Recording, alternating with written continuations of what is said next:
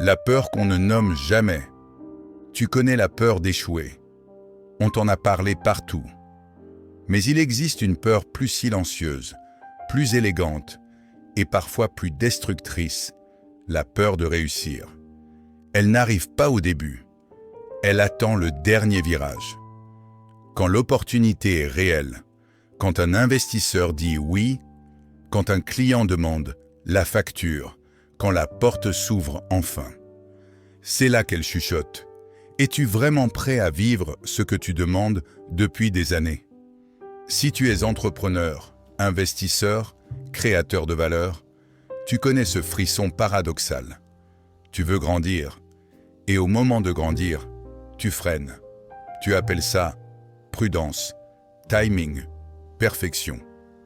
En réalité, c'est ton inconscient qui protège, ton ancienne version. Car réussir, ce n'est pas ajouter quelque chose, c'est devenir quelqu'un.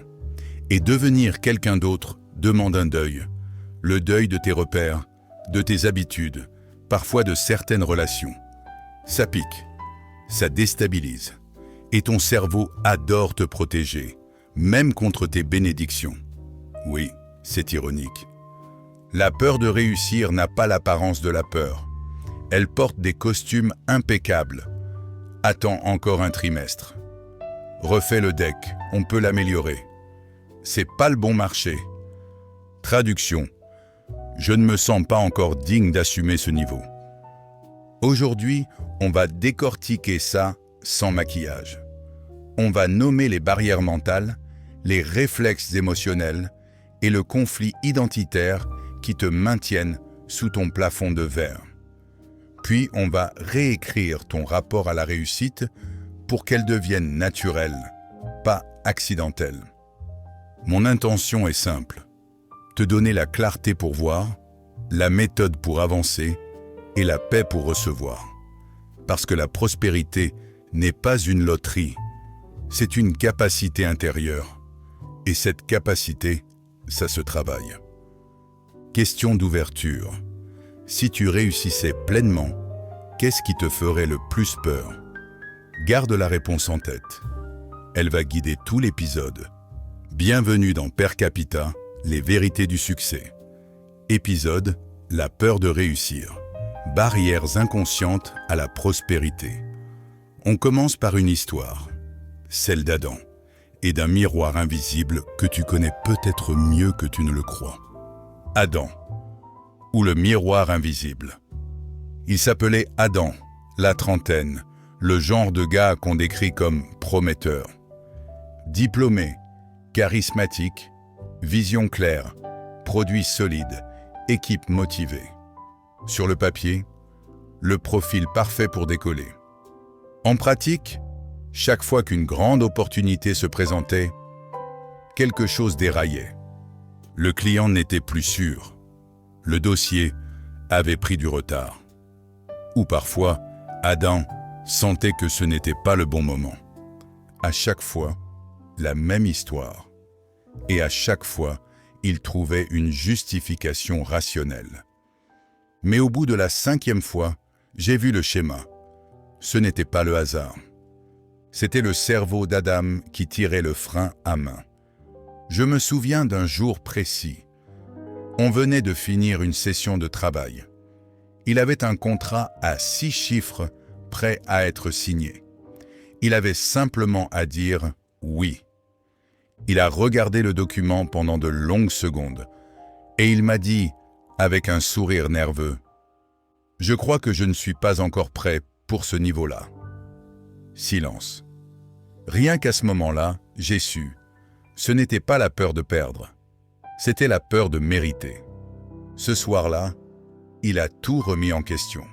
Son identité, son entourage, même sa définition de la réussite. Il m'a confié une phrase que je n'ai jamais oubliée. « Je ne sais pas qui je serai quand j'aurai tout ce que je veux. » C'est la phrase la plus honnête qu'un entrepreneur puisse dire. Parce que réussir, ce n'est pas seulement gagner plus, c'est devenir quelqu'un d'autre. Et ça, c'est terrifiant pour beaucoup. En observant Adam, j'ai compris une chose essentielle. La peur de réussir n'est pas une peur du futur, c'est une peur de quitter le passé.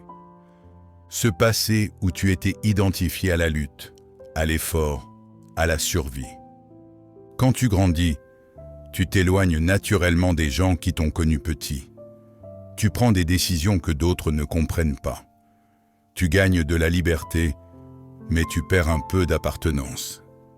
Et sans t'en rendre compte, ton cerveau fait un deal. Je préfère rester dans le connu, même si c'est petit, plutôt que d'aller dans l'inconnu, même si c'est grand. La peur de réussir, c'est donc ça. Un mélange de loyauté invisible et de vertige identitaire. Tu n'as pas peur de briller. Tu as peur de ce que ta lumière pourrait changer autour de toi. Et si on creuse un peu, cette peur n'est pas irrationnelle, parce que chaque réussite crée un tri. Ceux qui t'encouragent, ceux qui t'envient, ceux qui s'éloignent. Et si tu n'as pas appris à être à l'aise avec ce tri, ton inconscient fera tout pour l'éviter. Voilà pourquoi Adam ne manquait ni de talent, ni d'opportunité. Il manquait simplement de permission intérieure. Permission d'être grand. Permission de recevoir. Permission d'exister autrement. Et cette permission, personne ne te la donne. Tu dois la signer toi-même. Dans la suite de l'épisode, on va décortiquer ce blocage intérieur. Pourquoi certains cerveaux refusent le succès? Pourquoi certains comptes en banque plafonnent toujours au même chiffre? Et surtout, comment briser ce plafond invisible sans te perdre en route? Prêt? Alors on entre dans le cœur du sujet, les 3 zones du blocage intérieur. Analyse. Les 3 zones du blocage intérieur. La peur de réussir, ce n'est pas une émotion unique. C'est un système complet de défense intérieure. Elle agit sur 3 niveaux. Ton mental, ce que tu crois. Ton émotionnel, ce que tu ressens. Ton identité, qui tu penses être. Si une seule de ces 3 zones n'est pas alignée avec la réussite, ton cerveau freinera, même inconsciemment. Alors voyons-les une à une. 1. La zone mentale, le théâtre des croyances. Le mental, c'est le scénariste. Il invente des raisons, des histoires, des bons sens pour justifier l'inaction. Tu entends, ce n'est pas le moment. Je préfère la stabilité. Je ne veux pas être comme ces gens-là. En réalité, c'est ton cerveau qui n'a pas encore accepté ton prochain niveau. Parce que derrière chaque excuse logique, il y a une peur symbolique. Et si je perdais de mes amis? Et si on me détestait? Et si je ne savais pas gérer? Ton mental joue au gardien de sécurité. Il croit te protéger. Mais ce qu'il protège, c'est ton ancienne version. Le plus dangereux, c'est que ces pensées paraissent intelligentes. Elles se déguisent en prudence. Elles parlent avec la voix du bon sens. Mais le bon sens n'a jamais créé une légende. Si tu veux passer au niveau supérieur, il faudra un jour ignorer les raisonnements rassurants et écouter les convictions inconfortables. C'est ça, la frontière entre un esprit rationnel et un esprit riche. 2. La zone émotionnelle, la peur d'être vu. Le succès, ce n'est pas seulement une question d'argent, c'est une question de visibilité. Et la visibilité, ça met ton système nerveux à nu. Être vu, c'est être exposé. Être exposé, c'est être jugé. Et la majorité des gens veulent la lumière, jusqu'à ce qu'elle s'allume. Tu rêves de reconnaissance, mais ton corps panique à la première critique. Tu veux briller, mais tu trembles à l'idée d'être envié. En réalité, ton système émotionnel n'est pas encore calibré pour supporter la puissance que tu réclames. Parce que plus tu montes, plus la lumière est forte. Et si ton estime de toi est fragile, cette lumière devient douloureuse. Voilà pourquoi beaucoup d'entrepreneurs créent des crises juste après un succès, une dispute, un burn-out, une pause stratégique qui dure 6 mois.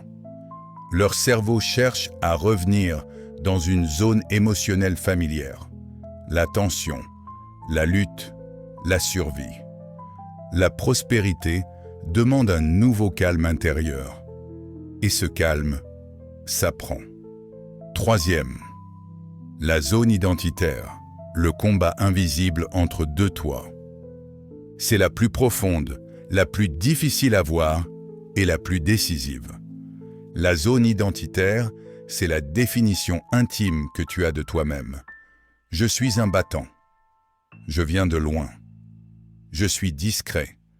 Je ne suis pas comme les autres. Ces phrases, tu les crois anodines, mais elles sont ton code source. Si ton identité est programmée pour la survie, elle rejettera la prospérité. Parce que ton inconscient préférera avoir raison que réussir. Tu veux gravir la montagne, mais ton ancien toi reste accroché à la vallée. Et tant que tu n'auras pas fait la paix entre ces deux versions, tu vivras dans un tiraillement permanent. C'est ce qu'on appelle le syndrome de l'ascenseur mental. Ton esprit appuie sur « haut », ton identité appuie sur « rez-de-chaussée ». Voilà pourquoi la réussite ne dépend pas seulement de ce que tu fais, mais de qui tu acceptes de devenir. Le succès, ce n'est pas un objectif à atteindre, c'est une identité à incarner. Et si tu ne deviens pas cette personne maintenant, tu rejetteras les opportunités qui la demandent. Retenons ceci, le mental crée des histoires. L'émotionnel crée des réactions. L'identité crée la réalité. Si tu veux casser ton plafond de verre, tu dois d'abord casser la version de toi-même qui l'a construit. Et pour ça, il faut comprendre une chose essentielle. Ton inconscient n'a pas peur du succès. Il a peur de tout ce qu'il devra abandonner pour le supporter. Dans la prochaine partie, on va voir comment ton cerveau sabote ta réussite. Parfois de façon brillante, presque logique, et pourquoi tu confonds souvent le chaos avec le contrôle. On parle du sabotage invisible, ce frein à main intérieur que même les meilleurs tirent sans s'en rendre compte. Mécanisme de sabotage. Quand ton inconscient tire le frein à main. Le sabotage, ce n'est pas ton ennemi, c'est ton système de protection déguisé. Ton inconscient ne cherche pas à te nuire. Il cherche à te maintenir cohérent avec ce que tu crois être. Il se dit, si je change trop vite, je perds l'équilibre. Alors il met en place des stratégies brillantes. Et tu les appelles problèmes. 1. Le perfectionnisme intelligent. Tu connais cette phrase. Je veux que ce soit parfait avant de lancer.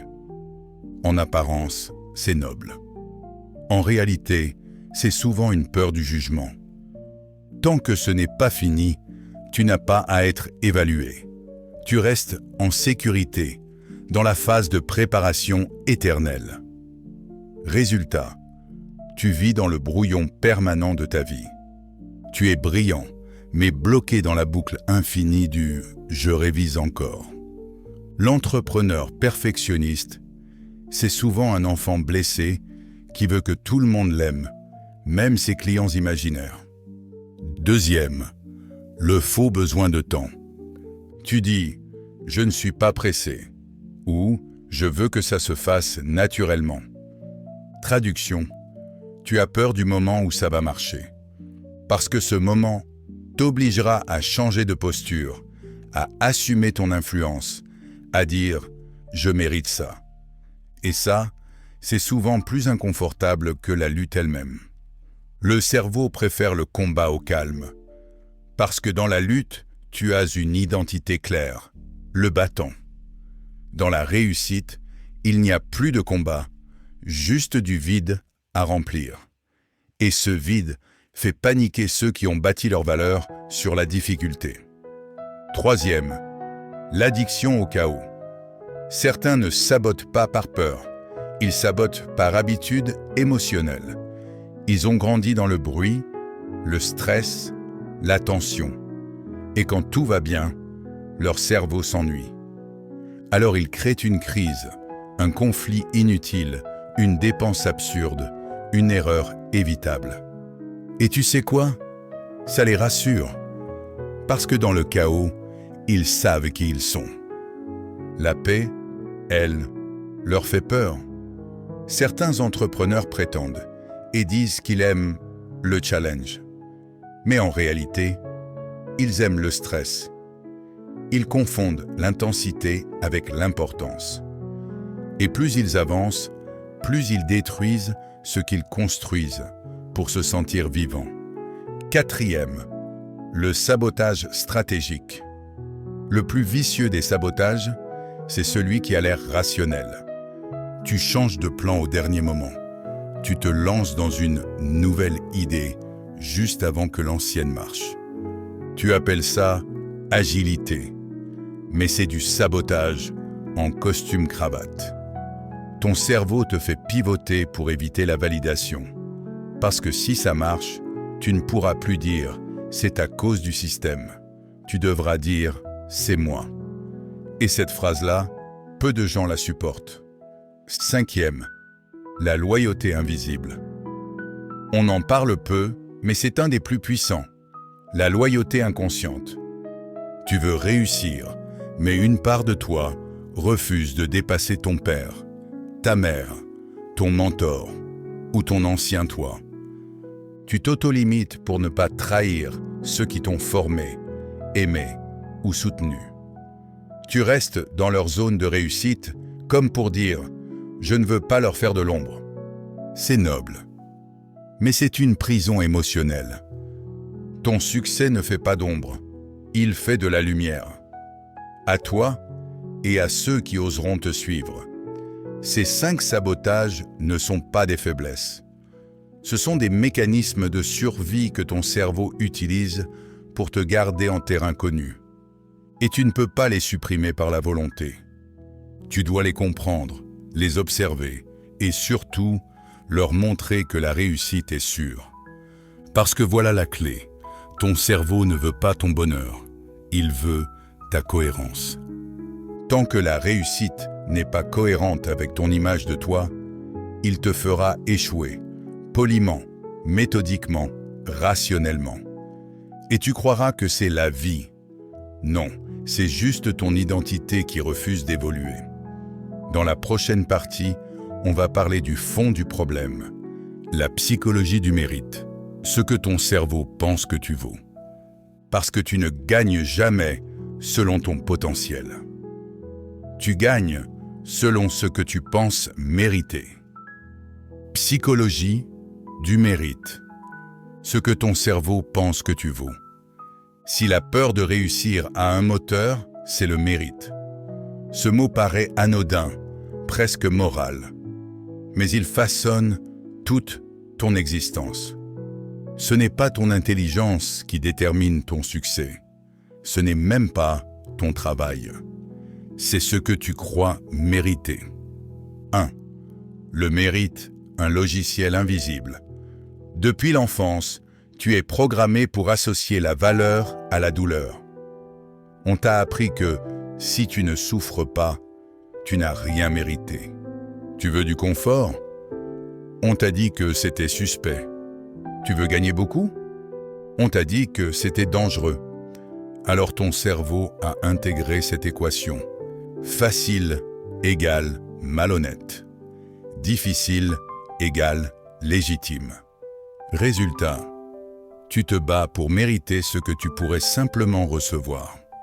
Tu prolonges tes efforts. Tu complexifies tes projets. Tu t'épuises pour que personne ne puisse dire « il a eu de la chance ». Mais dans la vraie prospérité, la facilité n'est pas une faute. C'est un signe d'alignement. 2. Le cerveau du mérite. Un gardien archaïque. Ton cerveau ne cherche pas la richesse, il cherche la justesse. Si tu gagnes plus que ce que tu crois valoir, tu ressentiras de la culpabilité. Tu compenseras, tu dépenseras, tu casseras. Si tu gagnes moins, tu sentiras de l'injustice. Tu lutteras, tu bosseras, tu te battras. Et dans les deux cas, tu resteras dans une zone d'équilibre interne que ton inconscient appelle « ma place ». Le problème, c'est que cette place n'a jamais été redéfinie depuis ton enfance.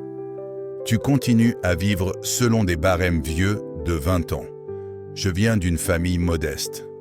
Je ne suis pas comme eux. Je ne veux pas faire de vagues. Ces phrases, répétées depuis toujours, limitent ton altitude financière comme un plafond psychique. Ton cerveau t'autorise à atteindre le niveau que ton identité tolère. Pas un euro de plus. Troisième, la culpabilité de dépasser. Beaucoup ne craignent pas l'échec. Ils craignent de dépasser. Dépasser leurs parents, dépasser leurs mentors, dépasser leurs amis restés en bas. Ils se sentent coupables d'avoir pris l'escalator quand les autres montent encore à pied. Alors inconsciemment, ils freinent, ils s'auto-punissent. Ils sabotent une opportunité ici, une signature là, une intuition là-bas. Parce que dans leur logiciel mental, la réussite équivaut à la trahison. Pourtant, la vraie loyauté ne consiste pas à rester petit avec les tiens. Elle consiste à montrer jusqu'où on peut aller et à revenir partager la méthode. Tu ne trahis personne en réussissant. Tu rends hommage à ceux qui t'ont permis de rêver. Quatrième, le mérite selon ton identité. Ce que tu crois mériter n'est pas logique, c'est identitaire. Si tu t'identifies comme travailleur, ton cerveau refusera la richesse passive. Si tu t'identifies comme modeste, il refusera l'abondance visible. Si tu t'identifies comme intellectuel, il méprisera l'argent simple. Et si tu t'identifies comme battu mais digne, il fera tout pour que tu restes battu mais digne. Parce que ton inconscient préfère la cohérence à la croissance. Voilà pourquoi la transformation financière commence toujours par une transformation identitaire. Tu ne gagnes pas l'argent que tu veux. Tu gagnes l'argent qui correspond à l'image que tu as de toi. Tu ne gagnes pas selon ton potentiel, tu gagnes selon ton estime. Et tant que ton estime est conditionnée à la lutte, tu rejetteras la facilité comme une faute morale. Cinquième, reconfigurer ton rapport au mérite. Si tu veux briser ce plafond invisible, tu dois changer ton équation intérieure.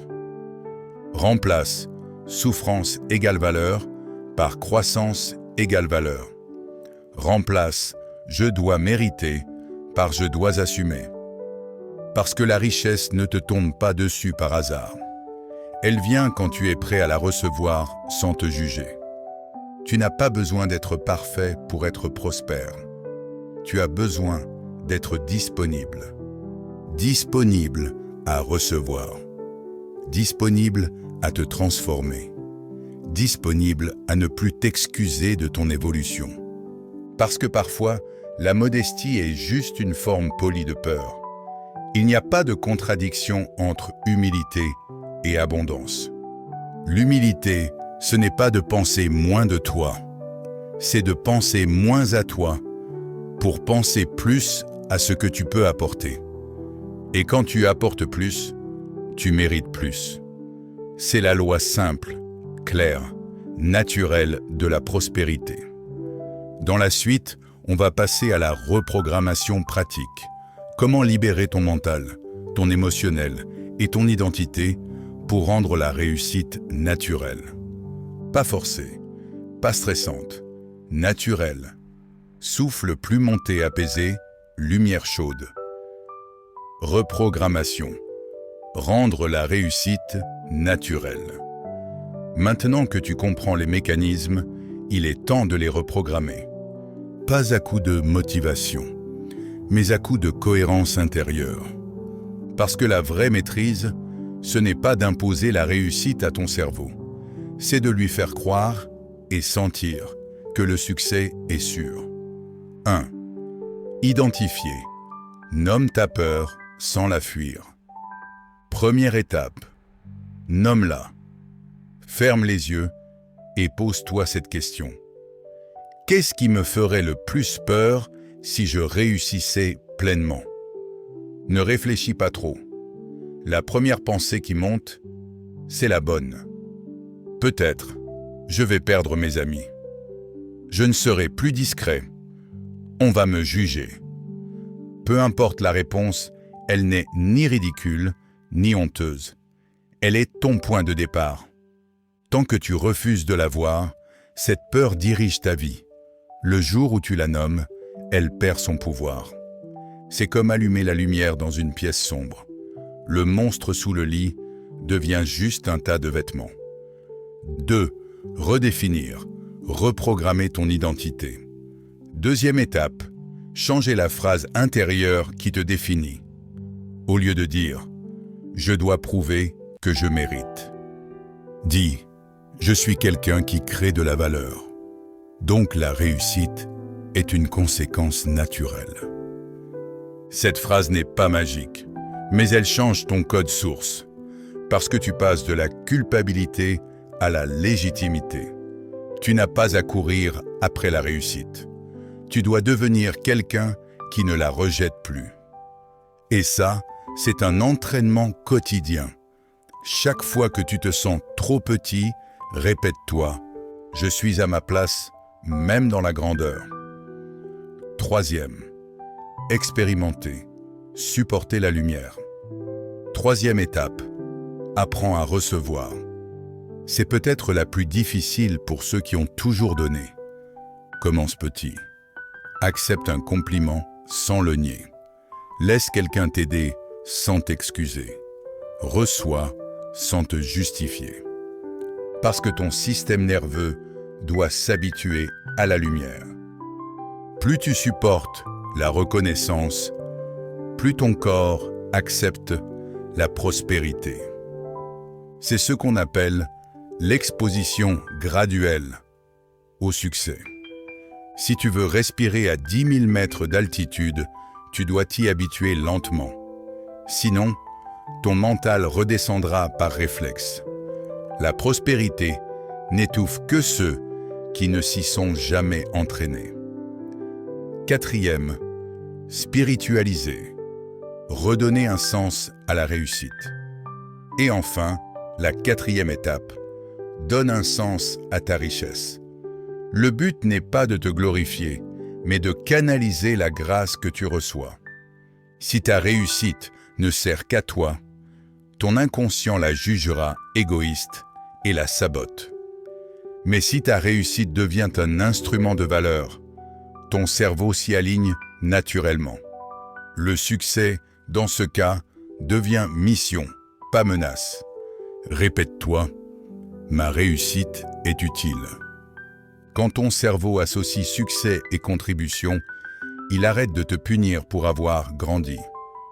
Ce travail intérieur ne se fait pas en un jour. C'est un entraînement quotidien. Observer, nommer, redéfinir, recevoir, servir. 5 étapes, simples mais puissantes. Parce que tu ne veux pas forcer la réussite, tu veux l'incarner. Et voici le paradoxe ultime. Quand tu arrêtes de courir après le succès, c'est lui qui te cherche. Parce qu'il reconnaît l'énergie du calme, celle de ceux qui savent qu'ils sont déjà complets. Dans la dernière partie, on va parler de ce calme, justement. Cette paix intérieure qui te permet de briller sans peur, d'assumer sans excès et d'avancer sans douter. Parce qu'à la fin, la vraie richesse, ce n'est pas ce que tu gagnes, c'est ce que tu deviens.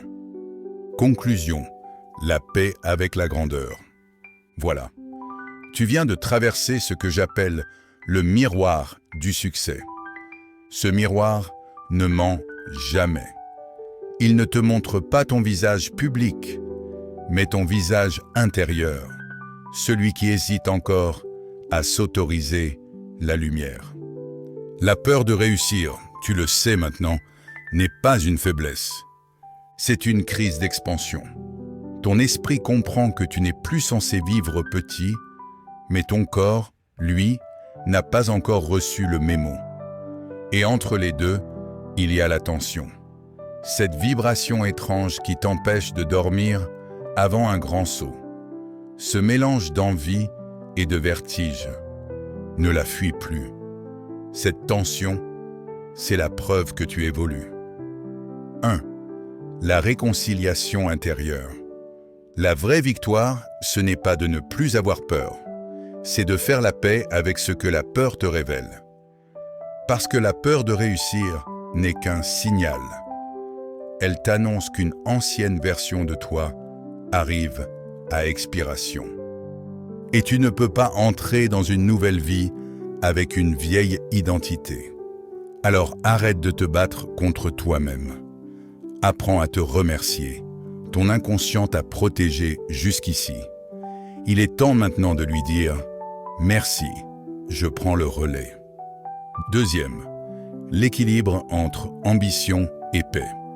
Le monde te répète d'aller plus vite, plus fort, plus haut. Mais la prospérité durable se construit dans le calme intérieur. Le calme, c'est ce qui transforme la réussite en stabilité. C'est ce qui fait la différence entre l'homme riche et l'homme libre. Parce qu'un succès qui t'épuise, ce n'est pas un succès. Travaille, oui. Vise grand, absolument. Mais souviens-toi, tu n'as rien à prouver. Le succès que tu cherches n'est pas une médaille à gagner. C'est un état à intégrer. 3. La richesse comme responsabilité. La prospérité n'est pas un privilège, c'est une responsabilité. Parce que quand tu es bien, tu peux aider mieux. Quand tu es stable, tu peux élever les autres. Quand tu es riche, tu peux inspirer, pas seulement impressionner. Et c'est là que ton succès prend tout son sens, quand il ne s'arrête pas à toi.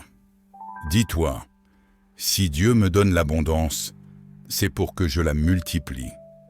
Cette phrase guérit la culpabilité du mérite. Elle transforme ton ambition en mission. 4. leçon finale. Si tu retiens une seule chose de cet épisode, retiens ceci. Tu ne combats pas ta peur de réussir. Tu l'intègres, tu l'écoutes, tu la remercies. Puis tu avances quand même. Parce que la peur de réussir n'est pas un mur, c'est un signal de croissance. Tu n'as plus besoin de t'excuser d'être capable. Tu n'as plus besoin de minimiser ta vision pour te faire accepter. Ta grandeur ne blesse personne, elle réveille les endormis. Alors ose être stable, ose être vu, ose recevoir. Et surtout, ose rester calme dans la réussite. Parce que le vrai luxe, c'est la sérénité. Et maintenant, prends une grande inspiration. Inspire ta grandeur. Expire tes doutes. Tu viens d'activer quelque chose que peu de gens osent affronter. La paix avec la réussite. Ici, per capita, les vérités du succès. Je suis Aboubacar Moussa Konaté. Et je te le rappelle. La clarté précède la croissance. La croissance révèle la liberté. Et la liberté, c'est ton vrai héritage. À très bientôt pour le prochain épisode.